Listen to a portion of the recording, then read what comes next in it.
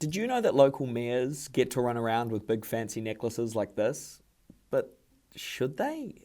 A council in regional Victoria has just had this debate and they questioned, whether they should keep giving out a mayoral medallion worth thousands. One councillor raised the question, why should we be giving each other big fancy necklaces while people are struggling to put a roof over their head? Which is a good point. Here's the story. Wednesday night's council meeting of the Bass Shire Council in Gippsland was full of debate on whether a $4,000 medallion, called a collarette, should be presented to the mayor who is elected annually by fellow councillors. Councillor Meg Edwards proposed that after the election of a mayor each year, the council CEO should present the mayor with the collarette.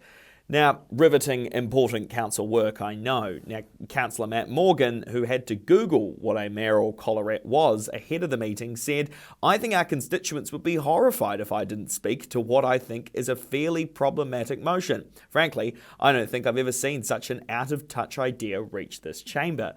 This is one of my favourite quotes now. Morgan said that he thought it would be out of place to be presenting each other with fancy necklaces when we have a community struggling to put food on the table and roofs over their heads.